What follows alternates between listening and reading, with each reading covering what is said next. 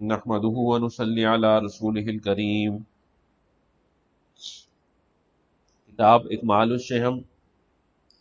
ये तसव्वुफ की मशहूर और बुलंद पाया किताबों में से है, लेकिन इसके शुरू पे लिखा है तसव्वुफ और इखलाक की बुलंद पाया किताबों में से है। यानी ये किताब जो है ये बता रही है कि तसव्वुफ और अखलाक ये एक ही चीज़ है। तसव्वुफ जो है वो अखलाक भी बनाता है, बल्कि अखलाक ही बनाता है। इस तरह कुरान में अल्लाह के नबी सल्लल्लाहु अलैहि वसल्लम के बारे में आया कि इन्नका लअला खुलुकिन अजीम। तो ये जो खुलुकिन अजीम एक रिक्वायरमेंट है, ये सिर्फ वहाँ इंफॉर्मेशन नहीं है, कुरान में एक खबर नहीं दी गई, बल्कि ये एक हमसे डिमांड की गई है, ये एक रिक्वायरमेंट बताई गई है कि जिसके इखलाक अच्छे होंगे उसको अल्लाह तक पहुंचने में दुश्वारियां कम होंगी, जल्दी पहुंच जाएगा, वक्त कम लगेगा। और जो अताएं अल्लाह तबारक व तआला ने हमारे लिए रखी हुई है, तो अगर कोई ऐसा शख्स होगा जिसके अखलाक अच्छे नहीं होंगे, थोड़ी देर से पहुंचेगा, लेकिन अखलाक बेहतर करना तो जरूरी है। अखलाक से, जिस तरह कल हजरत फरमा रहे थे, घर की परसों भी फरमा रहे थे, एक ही बात चल रही है कि घर, अपने घर, मोहब्बत, ये मोहब्बतें ना दोस्त अहबाब में पैदा होंगी, ना घरों में पैदा होंगी, ना माँ बाप के साथ पैदा होंगी, ना आपकी कोई सोशल लाइफ रहेगी, अखलाक अगर अच्छे नहीं होंगे। तो ये जो किताब है ये तसव्वुफ और अखलाक बनाने की जो एक मेहनत है, उसमें एक बहुत ही मशहूर किताब है।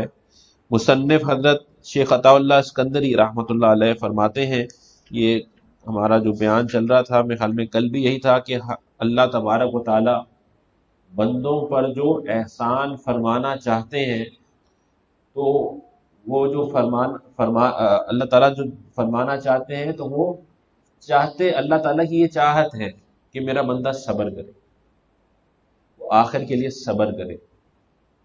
जल्दी ना करे, और जल्दी करके कहीं इधर उधर ना हो जाए। मुझसे दुआ कर ली है, मैं समी हूँ, मैं बसीर हूं कि मैं उसकी हालात देख रहा हूं, मुझे पता है कि उसने मुश्किल हालत में ही मुझसे दुआ की होगी। बच्चा जब रोता है तो माँ उसे दूध देती है, लेकिन बच्चा जब भूखा होता है तभी रोता है। तो अल्लाह ताला जानता है हमारे जो मसले हैं, मसाइल हैं, वो अल्लाह ताला जानता है। तो उससे कोई फर्क नहीं पड़ता कि अगर दुआ जो है उसकी कबूलियत फौरी तौर पे नहीं होती, तो खजानों के अंदर जो है जमा हो जाती है अल्लाह के, और उसी के शायान शान अल्लाह तबारक व ताला आखिरत में बदला अता फरमाएंगे। इसी के झेल में एक बात मुसन्निफ फरमा रहे हैं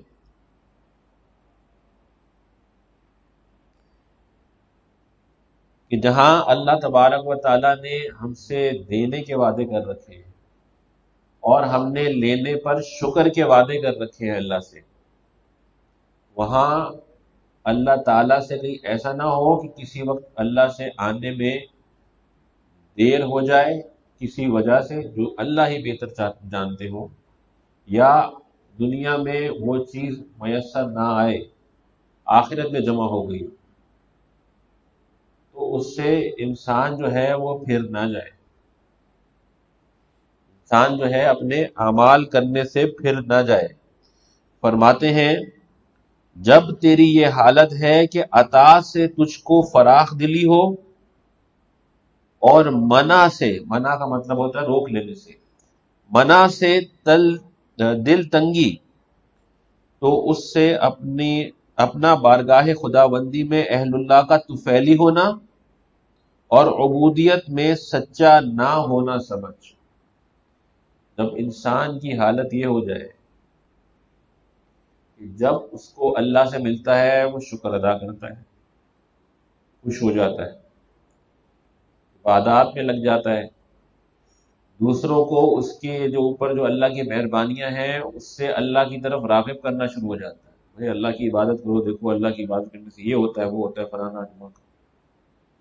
लेकिन वो फरमाते हैं कि जब दिल की ये हालत हो कि मीठा मीठा ہپ ہپ اور کڑوا کڑوا تھو تھو، کہ جب اللہ تبارک و تعالیٰ کی طرف سے کسی مصلحت کے تحت تم کو اس کی مہربانی، اس کی عطا آنے میں کچھ دیر ہو جائے، یا اللہ تبارک و تعالیٰ تمہارا بھلا سمجھتے ہوئے اپنی مہربانی کو تمہارے لیے دنیا میں روک کر آخرت میں ذخیرہ بنا دے، اور یہاں تمہیں عطا نہ ہو وہ چیز، تو پھر تم کیا کرتے ہو؟ تمہارا دل جو ہے وہ تنگ ہو جاتا ہے، دل کے اندر ان ایزی ہو جاتا ہے آدمی، تو مشکل آتی ہے دعا کی،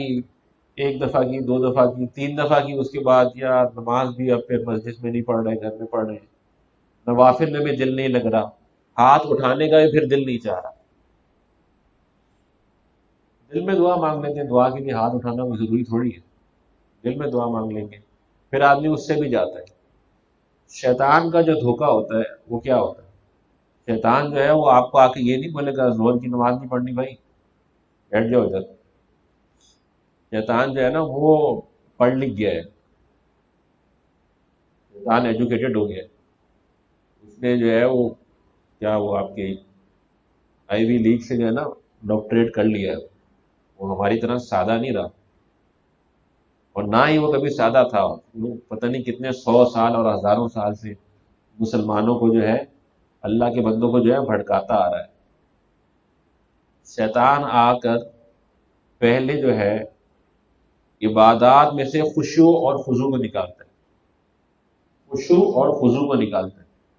ایک آدمی ہے وہ نماز کی تیاری کرتا ہے، جا کے اچھی طرح پہلے وضو کرتا ہے، صاف کپڑوں کا اہتمام رکھتا ہے، اور پھر وہ خوشبو لگاتا ہے، پھر وہ اپنے گھر سے نکلتا ہے اور اللہ کا ذکر کرتے ہوئے نکلتا ہے۔ اس طرح فجر کی نماز میں آتا ہے، اس کی 3 سنتیں ہیں۔ فجر کی نماز میں آپ صبح وضو کر کے پہلے جو 2 سنتیں ہیں فجر کی، وہ آپ اپنے گھر میں پڑھیں۔ اس کی سنت یہ ہے کہ اپنے گھر میں پڑھیں، فجر کی سنت مسجد میں نہیں پڑھنی، اس کی سنت یہ ہے، وہ ظاہر ہے جب مسجد میں ہے تو مسجد میں ہی پڑھیں گے، تو ایسی حالت میں تو، لیکن اس کی سنت یہ ہے کہ وہ سنت گھر میں پڑھیں، وہ سنت جلدی پڑھیں، جیسے کہ وقت داخل ہو یا اذان آپ سنیں، ہمارے یہاں اذان لیٹ ہوتی ہے، وہ سنت جلدی پڑھیں، نماز کا وقت داخل ہونے کے ساتھ وہ سنت پڑھ لیں،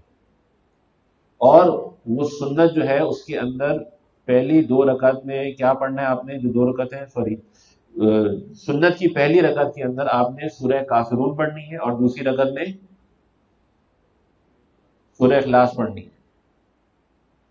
اور اس کے اندر رکوع اور سجدہ جو ہے وہ بھی لمبا نہیں کرنا۔ حضرت عائشہ رضی اللہ تعالی عنہا فرماتی ہیں، ان کی حدیث میں روایت ہے اس طرح کہ اللہ کے نبی صلی اللہ علیہ وسلم کو یہ جو فجر کی 2 سنتیں ہیں،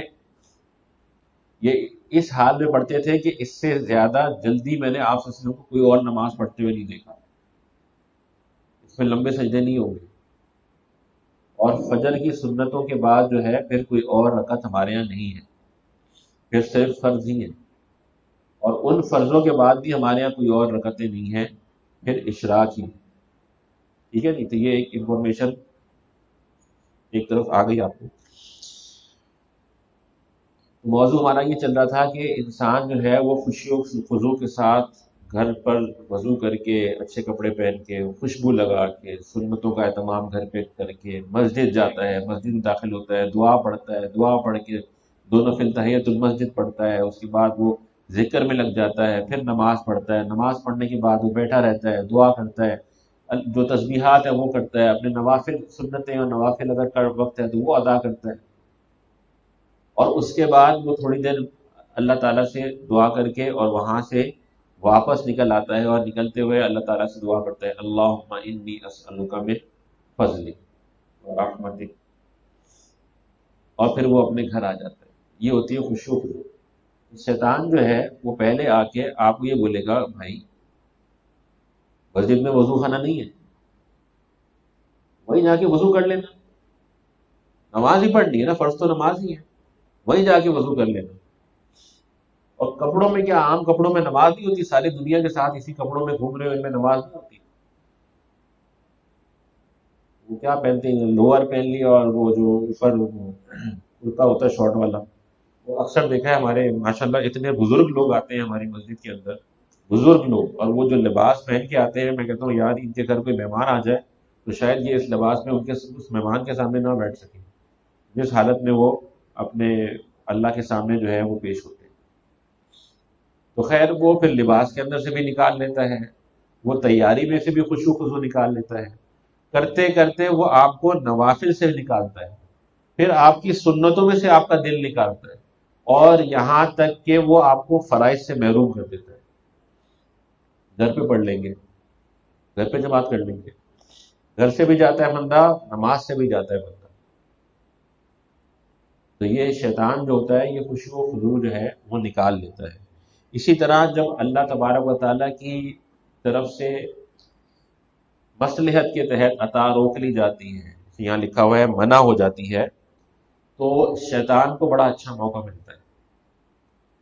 اور یہ جو کتاب لکھی گئی ہے، کل ہم اسی پر وہ ایک مکالمہ کر رہے تھے دوستوں کے ساتھ،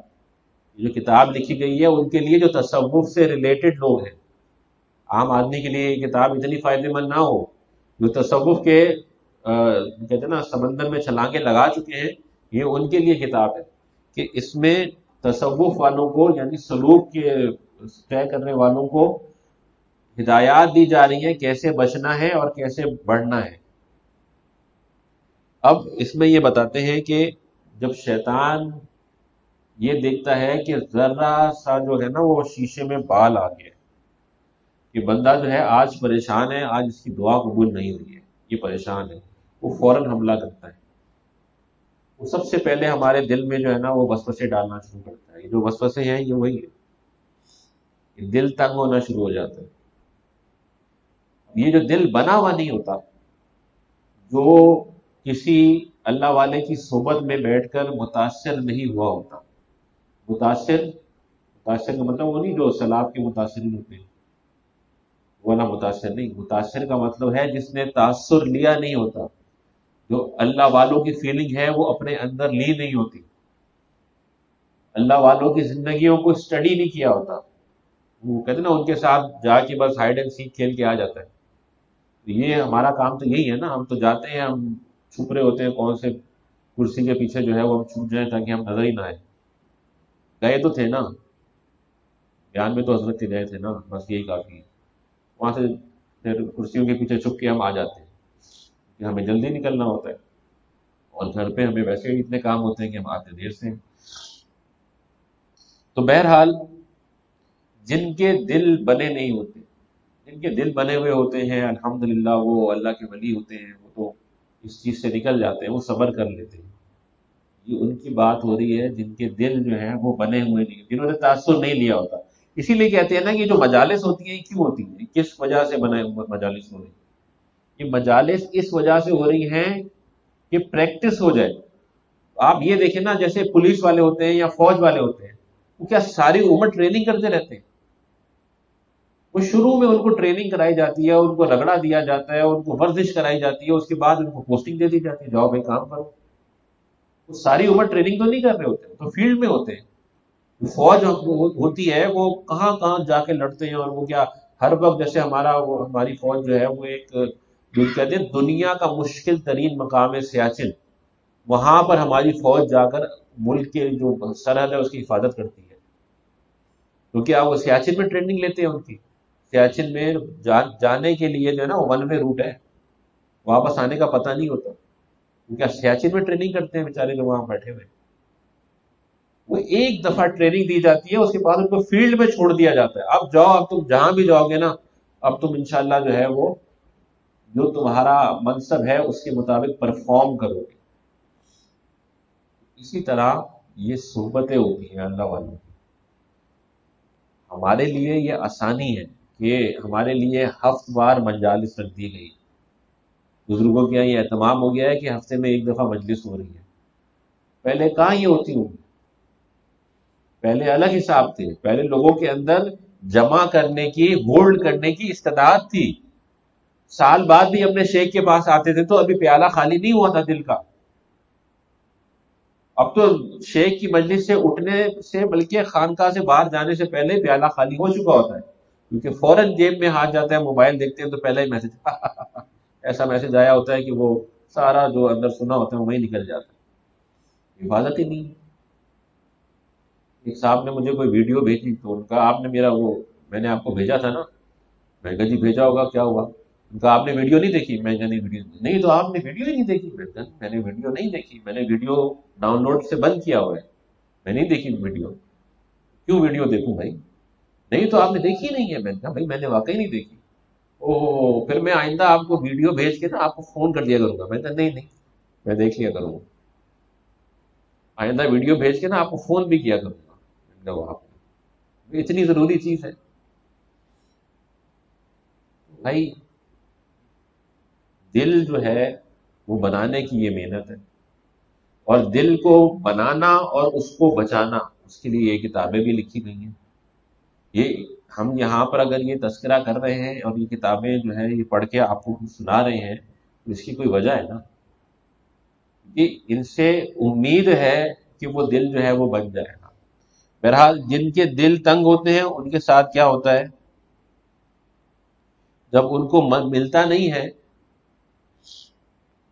اور وہ پھر بھی جو ہے لگے رہتے ہیں، اور یہاں جو مصنف فرما رہے ہیں کہ جب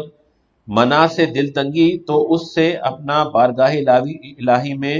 اہل اللہ کا طفیلی ہونا اور عبودیت میں سچا نہ ہونا سمجھ، یعنی جب دل تنگ ہو نہ ملنے پر تو یہ سمجھ لینا کہ تم جو ہو وہ طفیلی ہو۔ یہ طفیلی کی جو ہے نا، طفیلی یہ بڑا ایک مہذب جو ہے وہ جملہ ہے،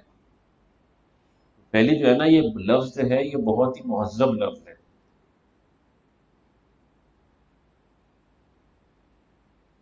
یہ بڑی جو ہے عزت کے ساتھ جو ہے کسی کی آپ نے بے عزتی کرنی ہے نا تو یہ وہ لفظ ہے۔ کہتے ہیں نا کہ اللہ والے جو ہیں وہ جاتے ہیں ان کی کوئی دعوت کرتا ہے، ہم جیسے طفیلی ہوتے ہیں کہ ساتھ جا کے اور ہم بھی کچھ نوالے کھا لیتے ہیں فری فنڈ میں، دعوت تمہاری نہیں ہوتی، بلایا تمہیں نہیں ہوتا، برکتیں وہاں تم سے نہیں سمیٹنی ہوتی، تم اللہ والوں کے طفیلی ہو جاتے ہیں، اس وقت بھی ساتھ جائیں گے حضرت کے، تو وہ ہوتا ہے طفیلی۔ کہتے ہیں کہ جب آدمی کا اللہ کی منع پہ دل تنگ ہو اور عطا پہ دل خوش ہو تو بندہ تو سمجھے، وہ بندہ سمجھ لے کہ وہ اللہ والوں کا طفیلی رہ گیا ہے، اللہ والوں کا ساتھی نہیں رہا۔ پھر وہ ایک ہوتا ہے اللہ والوں کا ساتھی، ان کا شاگرد، ایک ہوتا ہے طفیلی۔ تو یہ جو حالت ہوتی ہے جب بندہ یہاں تک پہنچ جاتا ہے تو مصنف آگے فرما رہے ہیں کہ عبودیت میں سچا نہیں رہتا۔ عبودیت کی حالت ہم نے اس دن بیان کی تھی کہ بندہ صرف یہ جان لے کہ اللہ جو ہے وہ سب سے بڑا ہے اور میں سب سے چھوٹا ہوں، یہ عبدیت ہے، عبدیت ہے یہ، یعنی ایک جو اللہ تبارک و تعالیٰ ہے، یعنی آپ یوں سمجھ لیں کہ ایک جو ہے وہ دوسرے کی عبادت کر رہا ہے، بندہ اگر اللہ کی عبادت کر رہا ہے تو اللہ سے بڑا کوئی نہیں ہے اور بندے سے چھوٹا کوئی نہیں ہے، یہ جاننا، یہ حالت ہونا، یہ عبد ہوتا ہے، عبد۔ ایک تو ہوتا ہے نا انسان، آدمی، بشر، ایک ہوتا ہے عبد۔ عبد کیا ہوتا ہے؟ عبادت کرنے والا۔ عبادت کرنے والا کیا کون ہوتا ہے؟ کوئی کسی کے آگے سجدہ کب کرے گا؟ ہم تو روز سجدہ کرتے ہیں لیکن جانتے اس بات کو نہیں ہے، یا کم جانتے ہیں۔ کوئی کسی کے آگے سجدہ کب کرتا ہے؟ جب اس کو پتا ہوتا ہے کہ میں اس کے آگے 100% عاجز ہو چکا ہوں، کمزور ہو چکا ہوں، میں ہار مان چکا ہوں، اس کے آگے ہے تو اسی کے پاس ہے، میرے پاس کچھ بھی نہیں ہے، وہ اس کے آگے سجدے میں جھک جاتا ہے۔ لوگ بادشاہوں کے آگے جھکا کرتے تھے، لوگ پتھروں کے آگے جھکا کرتے تھے، لوگ جو ہے وہ ستاروں کے آگے جھکا کرتے تھے، لوگ آگ کے سامنے سجدہ کیا کرتے تھے۔ مہربانی ہو اللہ تبارک و تعالیٰ کی کہ اس نے ہم پر مہربانی فرمائی اور ہمیں محمد مصطفیٰ صلی اللہ علیہ وسلم جیسے عظیم استاد سے نوازا کہ ہم یہ جان گئے کہ سجدہ کسی نبی کے آگے بھی نہیں بلکہ صرف اور صرف اللہ کے آگے کرنا ہے۔ الحمدللہ، اس نعمت پہ بھی الحمدللہ۔ یہ اللہ تبارک و تعالیٰ نے اپنی مہربانی کی کہ اس نے ہمیں اپنا عبد بنا لیا، عبد اللہ، اپنا عبد بنا لیا اللہ نے ہمیں یہ جان پہچان نصیب فرما دی کہ سب سے اوپر میں ہوں، بندے سب سے کم تو ہے، تیرے سارے کام جو ہے وہ مجھ سے ہی ہوں گے، مانگنا ہو تو مجھ سے ہی مانگنا۔ تو بندہ جو ہے وہ عبدیت میں سچا نہیں ہوتا، وہ الہیت میں خدا کو اوپر جان نہیں رہا ہوتا، اپنا الہ جان نہیں رہا ہوتا۔ وہ صرف جو ہے نا وہ اس طرح جس طرح ہم وہ وینڈنگ مشین ہوتی ہے نا، اوپر کوائن ڈالتے ہیں تو نیچے سے وہ پیپسی نکل آتی ہے، ایسا ہوتا ہے نا۔ ہم نے تو نعوذ باللہ یہ کہنا تو مجھے شاید نہ چاہیے کہ اللہ کی عطاؤں کو اس طرح سمجھ لیا، ایک کوائن ڈالا چیز آ گئی تو کچھ نہیں آیا تو جیسے وہ جوتے مار رہے ہوتے ہیں مشین کو، یہ کیا ہو گیا، یہ کیا ہو گیا، ادھر ادھر چیزیں اٹھا کے پھینک رہے ہوتے ہیں۔ اللہ تبارک و تعالیٰ عالی ذات ہے، تمہاری کسی دعا، تمہاری عبادت کا اس کے پاس ویلیو ہی کیا ہے؟ اس کو ضرورت تھی تمہاری دعا کی، اس کو تمہاری دعا کی ضرورت تھی،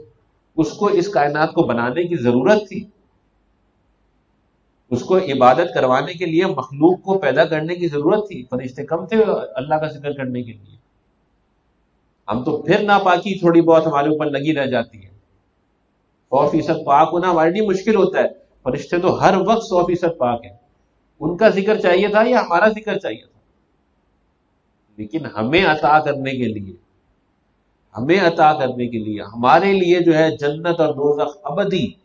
ہمیشہ رہنے والی وہ بنائی، اس کے بعد پھر ہمیں بنایا کہ تمہیں یہ دینا ہے، میں نے جب تم کو میں امتحان میں ڈالوں گا تو جان لو میں امتحان میں ڈالتا ہوں تو پھر میں بدلہ بھی ایسا دیتا ہوں۔ دنیا کے امتحانوں میں جو ہے وہ کم سے کم 33% چاہیے ہوتا ہے پاس کے لیے، اللہ تبارک و تعالیٰ کے یہاں وہ بھی نہیں چاہیے، صرف امتحان میں بیٹھنا ہی کافی ہے، اور نہ بھی بیٹھے تو امتحان میں آنے کی تمنا کرنا ہی کافی ہے۔ اللہ کے نبی صلی اللہ علیہ وسلم نے فرمایا الندم توبہ، بندہ جب گناہ کرتا ہے، گناہ کے بعد وہ شرمندہ ہو جاتا ہے دل کے اندر، کسی کو بولتا بھی نہیں ہے، آس پاس بھی کسی کو نہیں بتاتا کہ میں نے گناہ کیا ہے، میں اس میں شرمندہ ہوں، دل میں شرمندگی ہوتی ہے، آئے ہائے میں نے آج گناہ کر دیا۔ ایسے آپ صلی اللہ علیہ وسلم کا فرمان ہے کہ الندم توبہ، اللہ تبارک و تعالیٰ اس کی وہ شرمندگی کو ہی اس کی توبہ شمار کر لیتے ہیں، اس کے گناہ کو معاف فرما دیتے ہیں، اس سے اس کا گناہ معاف ہو جاتا ہے۔ اور گناہ معاف ہو جائے تو یقین کریں کہ اس کائنات پہ، اس زمین پر اور آسمانوں پر مٹا دیا جاتا ہے۔ معاف ہو گیا، اللہ تعالیٰ نے معاف کر دیا، آپ کوئی اور یاد رکھ کے کیا کرے گا؟ یہ ریکارڈ سے آؤٹ ہے، ختم ہو گئی یہ بات۔ اللہ تبارک و تعالیٰ کی اس کے ساتھ جو تعلق ہے اس کو سمجھیں۔ اللہ سے مانگنا ہمارا کام، دینا اس کی مرضی۔ ہم یہ نہیں کہتے کہ مانگنا ہمارا کام، دینا اس کا کام، نہیں، دینا اس کی مرضی، دینا اس کی مرضی۔ وہ ہمیں جنت دے گا اچھے کاموں کے بدلے، تو یہ اس کا احسان ہے، یہ اس کا احسان ہے،